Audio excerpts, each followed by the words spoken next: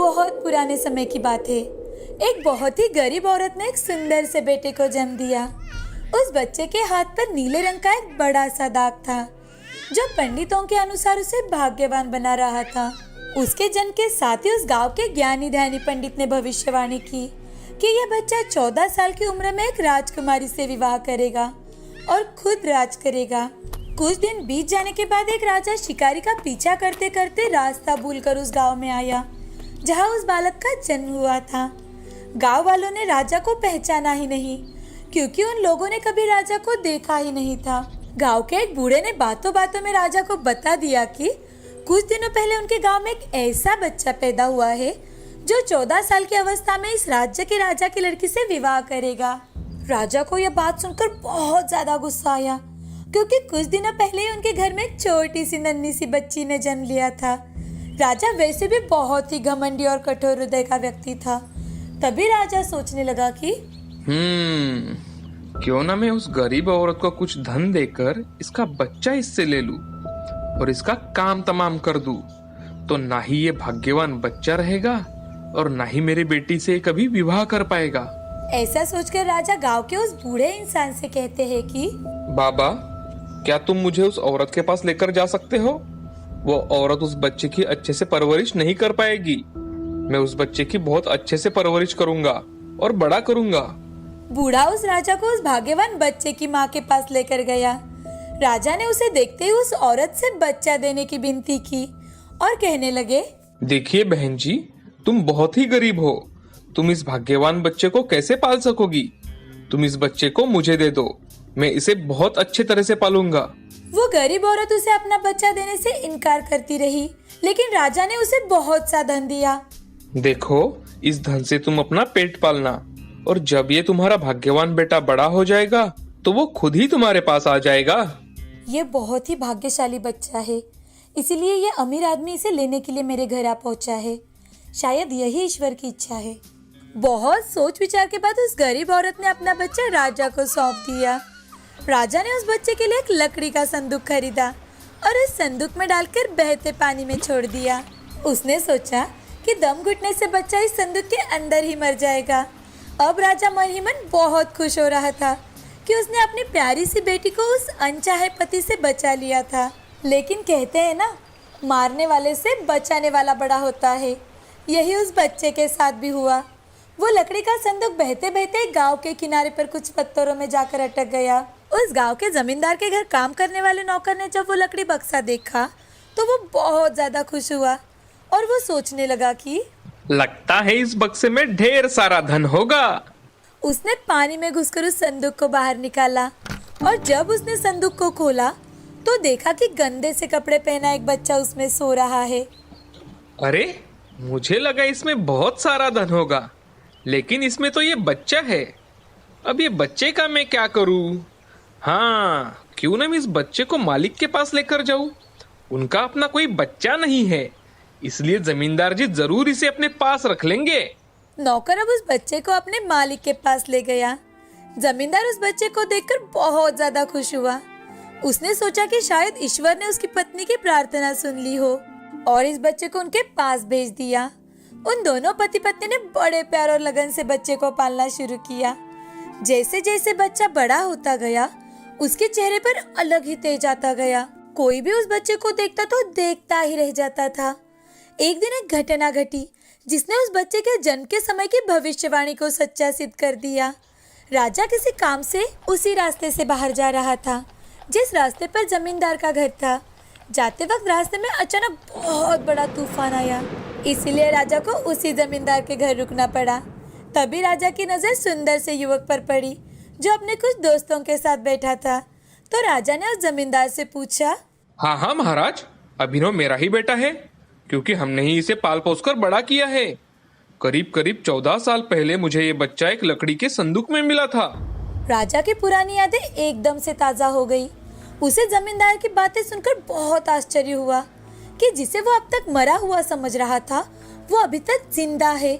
उसने उस लड़के को खत्म करने की एक और तरकीब सोची और वो जमींदार से बोलने लगे, क्या आप आपके बेटे को एक मेरा काम करने की आज्ञा दे सकते हैं? मैं रानी के पास एक खत भिजवाना चाहता हूँ ये खत बहुत ही जरूरी है। मैं इस काम के लिए इसे सोने की 100 मुद्राएं दूंगा। राजा की यह बात सुनकर उस लड़के ने फौरन हाँ कर दी और जमींदार भी उसे भेजने के लिए तैयार हो गया। राजा ने झट से अपनी रानी के लिए एक खत लिखा। जैसे ही ये लड़का तुम्हारे पास मेरा ये खत लेकर पहुंचे, तुम इसे मार देना और महल से दूर दफना भी देना। ये सब कुछ मेरे वापस आने से पहले हो जाना चाहिए। इतना लिखने के बाद राजा उस खत को मुहर बंद कर देता है और वो खत उस लड़के को सौंप देता है। लड़का उस खत को लेकर तुरंत ही राजमहल की ओर चल पड़ता है, लेकिन वो लड़का आज तक अपने घर से कभी भी दूर नहीं गया था, इसलिए वो राजमहल का रास्ता ढूंढ ही नहीं पाता और जंगल में ही भटक जाता है।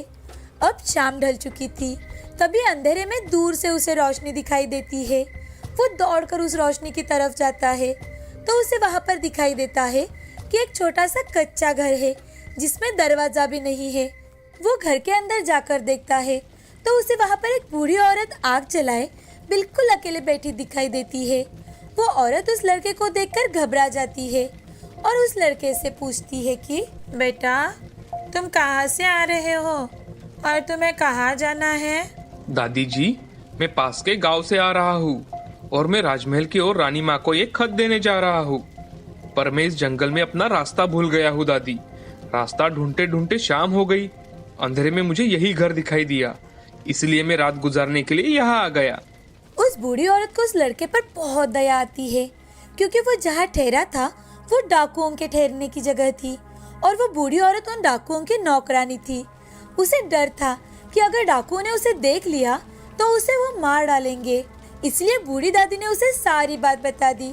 लड़के को यह जानकर पहले तो बहुत डर लगा कि वो डाकुओं के घर में घुस गया है, पर अंधेरे में कहीं और जाना भी आसान काम नहीं था और दिन भर चलते रहने के कारण वो बहुत थक चुका था, सो उसे बहुत जोरों से नींद आ रही थी। वो उस बुढ़िया के कहने पर घर के एक कोने में वहीं पर चुपचाप जमीन पर सो गया। आधी रात के बाद जब डाकू उस घर में आए तो किसी और को अपने घर में सोता हुआ देखकर उस नौकरानी पर बहुत गुस्सा करने लगे।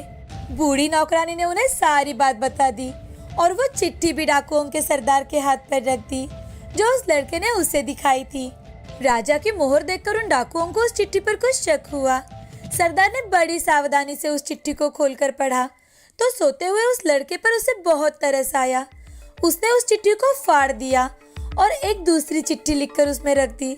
उस चिट्ठी में लिखा था कि जैसे ही ये लड़का राजमहल में पहुंचे, तुम इस लड़के से अपनी राजकुमारी का विवाह कर देना और ये काम मेरे वापस आने से पहले पूरा हो जाना चाहिए। ऐसा खत लिखकर उन्होंने उस लड़के के सामने रख दिया। सुबह होने से पहले वो डाकू वहाँ से चले गए। जब सुबह वो लड़का सोकर उठा तो उस बूढ़ी ने उसे कुछ जलपान कराया। फिर वो लड़का राजमहल की ओर चल पड़ा। राजमहल पहुंचकर उसने वो खत रानी माँ तक पहुंचाया। रानी ने जब वो खत पढ़ा तो उसे बहुत ही आश्चर्य हुआ। राजा ने ये कैसी आज्ञा दी है? एक अनजान लड़के से वो अपनी राजकुमारी का विवाह कर देना चाहते हैं, लेकिन खत पर तो राजा की मोहर भी लगी हुई है, इसलिए इस बात का कोई धोखा भी नहीं हो सकता। राजा के वापस आने से पहले ही उसे अपनी बेटी का विवाह इस लड़के से करना था। रानी ने लड़के को अपने पास बुलाया। उसका भोला भाला और सुंदर चेहरा देख उसे बहुत पसंद आया और उसने अगले ही दिन उससे अपनी बेटी का विवाह कर दिया। अभिनव अब राजकुमारी के साथ सुख से उस महल में रहने लगा। कुछ महीनों बाद राजा जब वापस राजमहल में आया तो वो उस लड़के के बारे में जानने के लिए बड़ा ही उत्सुक था, लेकिन जैसे ही राजा को पता चला कि रानी ने राजकुमारी का विवाह उस लड़के से करवा दिया है तो उसे बहुत ज्यादा गुस्सा आया। जिस बात को वो नहीं होने देना चाहता था उसकी पत्नी ने वैसे ही कर दिया। उसने अपनी पत्नी से वो खत मांगा। राजा ने उसमें उस लड़के से राजकुमारी के विवाह की बात लिखी देख वो हतप्रभ रह गया। उसे लड़के पर शक हुआ कि वो पढ़ा लिखा है, जरूर रास्ते में उसी ने खत बदल दिया होगा। राजकुमार ने अभिनव को अपने पास बुलाया और उसे सच्चाई बताने की आज्ञा दी। हे राजन, मुझे सच में कुछ नहीं पता कि आपने इस खत में क्या लिखा था, क्योंकि मैं तो इसे ऐसे ही लेकर आ गया था। हाँ, जंगल में मैंने एक पुराने घर में रात जरूर गुजारी थी, क्योंकि मैं राजमहल का रास्ता ढूंढ नहीं पाया था और जंगल में भटक गया था। राजा को उस लड़के की बात पर बिल्कुल भी विश्वास नहीं हुआ। वैसे भी राजा को उस लड़के से बहुत नफरत थी। वो नहीं चाहता था कि उसकी बेटी से शादी करने के बाद वो इस राज्य का राजा बने वो उस लड़के से, मेरी गैर हाजिरी में रानी ने मेरी बेटी की शादी तुझ जैसे कंगाल से कर दी है, पर मैं इस शादी को तब तक अपनी सहमति नहीं दूंगा जब तक तू मुझे शैतान के 3 सोने के बाल नहीं ला कर देगा। जब तू ये 3 सोने के बाल मुझे देगा तभी सही महीने में तू उसका पति बन पाएगा। राजा ने ऐसी असंभव शर्त इसीलिए रखी थी कि 3 सोने के बाल ढूंढते ढूंढते ये लड़का वहीं पर खत्म हो जाएगा। इस प्रकार से उसे इस लड़के से अपने आप ही छुटकारा मिल जाएगा। अब लड़के के आगे राजा की आज्ञा पालने के अलावा और कोई रास्ता नहीं था, क्योंकि अगर वो राजा की आज्ञा का उल्लंघन करेगा तो भी राजा उसे मरवा देगा। इससे अच्छा है कि बाहर जाकर ढूंढने पर शायद वो 3 सोने के बाल लाने में सफल हो जाए।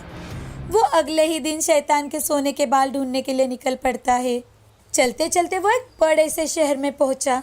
शहर की सीमा पर एक बड़ा सा द्वार था जिस पर हथियारबंद सिपाही पहरा दे रहा था। सिपाही ने उस लड़के से पूछा, यहाँ तुम्हारा क्या काम है? क्या तुम कुछ समझते और जानते हो? मैं सब कुछ समझता और जानता भी हूँ। अगर तुम सब कुछ जानते हो तो हम पर भी एक मेहरबानी करो। हमें ये बताओ कि शहर की सीमा पर जो कुआं है, पहले इससे मीठा पानी निकलता था, बिल्कुल शरबत जैसा, पर अब वो सूख गया है। ऐसा क्यों? अभी तुम थोड़ा सब्र करो। जब मैं अपना काम खत्म करके वापस आऊंगा तो तुम्हें ये बात जरूर बताऊंगा। इतना कहकर वो उस द्वार से निकलकर आगे गया।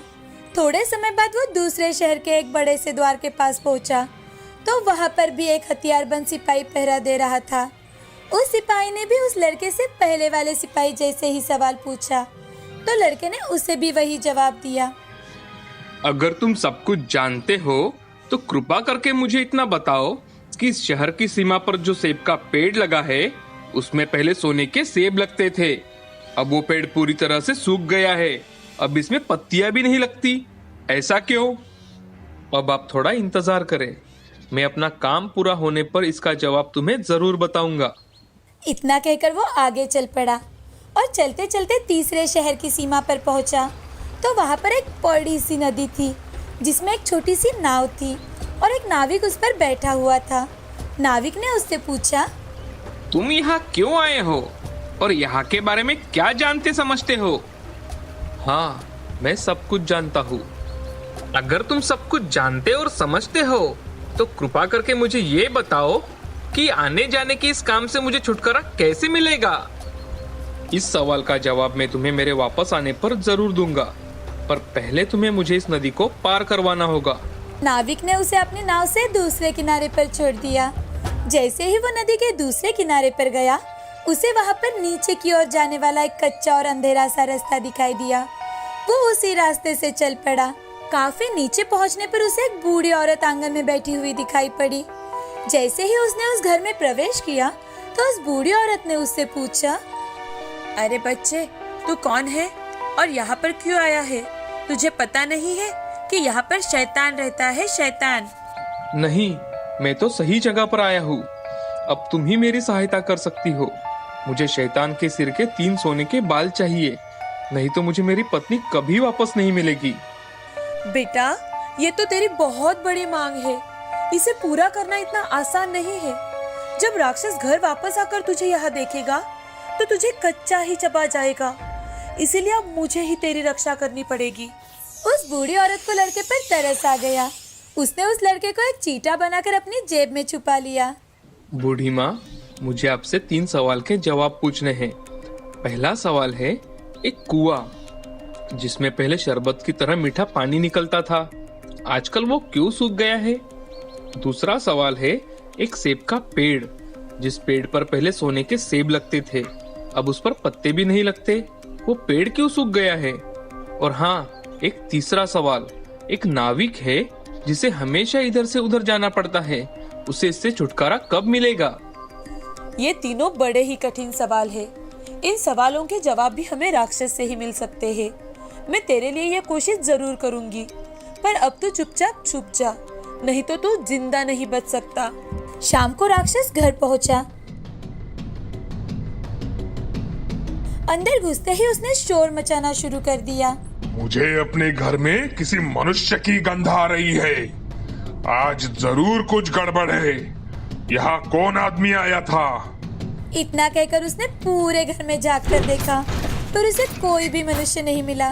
तभी उसकी बूढ़ी माँ उस पर गुस्सा करने लगी और उससे, अभी कुछ देर पहले ही तो मैंने पूरा घर साफ किया है, मुझे तो यहाँ कोई मनुष्य नहीं दिखाई दिया। लगता है तेरे नाक में ही मानस गंध घुस गई है। चुपचाप आराम से बैठ और भोजन कर। बहुत ढूंढने पर भी राक्षस को कोई मनुष्य नहीं मिला तो उसे अपनी बूढ़ी माँ की बात पर विश्वास करना ही पड़ा। वो चुपचाप खाना खाकर वही जमीन पर बिछी हुई बड़ी सी चटाई पर लेट गया। लेटते ही उसे नींद आ गई। उसकी बूढ़ी माँ भी आज उसके पास ही दूसरी चटाई पर लेट गई क्योंकि आज उसे उस राक्षस के बालों से सोने के 3 बाल तोड़ने थे। जब राक्षस नींद में जोर जोर से खर्राटे लेने लगा तो बूढ़ी माँ ने उसके सिर से सोने का एक बाल उखाड़ लिया। राक्षस दर्द से कराह उठा।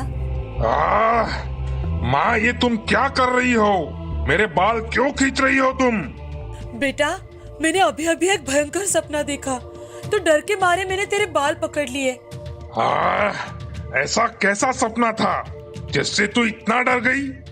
मैंने सपने में देखा कि वो बाजार वाला कुआं जिससे शरबत निकलता था अब वो पूरी तरह से सूखा पड़ा है। इसमें किसका कसूर है? इसे मेरे सिवा कोई नहीं जानता। उस कुएं के नीचे एक बड़ा सा पत्थर है और उसी पत्थर के नीचे एक बड़ा सा मेंढक रहता है। अगर उस बड़े से मेंढक को मार दिया जाए तो उस कुएं से फिर से शरबत निकलना शुरू हो जाएगा। इतना कहकर थोड़ी देर बाद राक्षस फिर से जोर जोर से खर्राटे लेने लगा। बूढ़ी माँ को जब विश्वास हो गया कि राक्षस अब फिर से सो गया है तो उसने उसके सिर से फिर से दूसरा सोने का बाल उखाड़ लिया। राक्षस फिर से जोर से चीखा। माँ, ये तुम क्या कर रही हो? बेटा, बुरा मत मानो, लेकिन मैंने फिर से एक अजीब सा सपना देखा। तभी डर के मारे तेरे बाल मेरे हाथ में आ गए। ऐसा कैसा सपना था जिससे तू इतना डर गई? मैंने सपने में देखा कि एक राज्य की सीमा पर जो सेब का पेड़ है जिस पर पहले सोने के सेब लगते थे वो अचानक से सूख गया है। इसके सूखने का क्या कारण है? सुनो, उस पेड़ के जड़ में एक चूहा रहता है जो उसकी जड़ों को काटता रहता है। अगर उस चूहे को मार दिया जाए तो उस पेड़ पर फिर से सोने के सेब लगेंगे। पर अब तुम मुझे अपने सपनों से परेशान मत करो, मुझे अब सोने दो माँ। इतना कहकर थोड़ी देर बाद राक्षस फिर से जोर जोर से खर्राटे लेने लगा। जैसे ही बूढ़ी माँ को लगा कि राक्षस सच में सो गया है तो उसने तीसरी बार सोने का बाल उखाड़ लिया। अब तो राक्षस गुस्से से आग बबूला हो गया और बूढ़ी माँ को खरी खोटी सुनाने लगा। बूढ़ी माँ उसे शांत करने की कोशिश करने लगी और बड़े प्यार से बोली, बेटा, मैं इन अजीब अजीब सपनों का क्या करूं? अभी अभी मैंने फिर से एक अजीब सा सपना देखा। अब कौन सा सपना आया तुम्हें? जल्दी बताओ। मैंने सपने में देखा कि मुझसे एक नाविक शिकायत कर रहा था कि उसे हर समय इधर से उधर जाना पड़ता है। उसे इससे छुटकारा क्यों नहीं मिलता? इसमें उसका कसूर क्या है?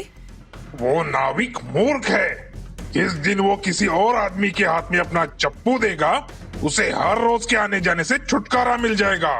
अब मुझे सोने दो माँ। इतना कहकर राक्षस फिर से अपनी चटाई पर लेट गया और जोर जोर से खर्राटे लेने लगा। अब बूढ़ी माँ ने उस लड़के को अपनी जेब से बाहर निकाला और उसे 3 सोने के बाल देकर कहने लगी, अपने तीनों सवालों के जवाब तो तू सुन ही चुका है। अब ये लो 3 बाल और तुरंत यहाँ से भाग जा। लड़के को असली रूप में करने के बाद बूढ़ी माँ ने तुरंत ही उसे घर से बाहर निकाल दिया। लड़के ने दिल से उसको धन्यवाद दिया और अपने ससुर के राज्य की ओर चल पड़ा। रास्ते में उसे नाविक मिला। नाविक ने जब उसे दूसरी ओर उतारा तो वो लड़का उस नाविक से, तुम्हें अपना ये चप्पू किसी और के हाथ में देना होगा, तभी तुम्हें इस रोज के आने जाने से छुटकारा मिल जाएगा। अब लड़का उस सिपाही के पास पहुंचता है। उसने उसके प्रश्न का उत्तर बताया। सिपाही ने तुरंत ही पेड़ की जड़ों में रहने वाले चूहे को मार दिया और तुरंत ही पेड़ हरा भरा हो गया और उसे सोने के सेब भी लग गए। ये सब देखकर उस राज्य के राजा ने उसे बहुत सा धन एक घोड़े पर लादकर उस लड़के को इनाम के रूप में दिया। लड़का उस धन से लदे हुए घोड़े को लेकर जब पहले वाले सिपाही के पास पहुंचा तो उसे भी उसने उसके प्रश्न का उत्तर बताया। उस सिपाही ने भी तुरंत ही उस बड़े से मेंढक को मार दिया अब कुआं फिर से शरबत जैसे मीठे जल से भर गया। ये सब देखकर उस राज्य के राजा ने भी उसे बहुत सारा धन एक घोड़े पर लादकर उसको इनाम के रूप में दिया। अब लड़का सोने के 3 बाल और 2 घोड़ों पर ढेर सारा धन लेकर अपने ससुर के राज्य में पहुंचा।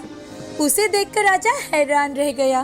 तीनों बाल और धन से लदे हुए 2 घोड़ों को देखकर राजा ने उससे पूछा, तुम्हें इतना ढेर सारा धन कहाँ से मिला? मैं नदी के उस पार गया था, वहाँ मुझे बहुत सारा धन मिला। उसमें से कुछ धन मैं अपने साथ लेकर आया हूँ। राजा को यह बात सुनकर लालच आ गया। वो तुरंत ही लड़के से बोला, क्या मैं भी नदी के उस पार से तुम्हारी तरह कुछ धन ला सकता हूँ? हाँ, क्यों नहीं। उस नदी में एक नाव है और उस नाव पर एक नाविक बैठा है जो अपनी नाव से आपको उस पार ले जाएगा। पर ध्यान रहे, आपको उसका चप्पू उससे लेकर नाव को खुद चलाना पड़ेगा और नदी के दूसरी ओर पहुंचकर ढेर सारा धन लाना पड़ेगा। लड़के की बात सुनकर लालची राजा नदी की ओर चल पड़ा। वहाँ पर सचमुच एक छोटी सी नाव थी जिसमें एक नाविक बैठा था। राजा उस नाविक के पास गया और उसके हाथ से उसका चप्पू लेकर खुद नाव चलाने लगा। जैसे ही राजा ने उसके हाथ से चप्पू छीन लिया, नाविक को रोज के आने जाने से छुटकारा मिल गया और राजा को उस नाविक की जगह हर समय नाव पर इधर से उधर जाने की सजा मिली।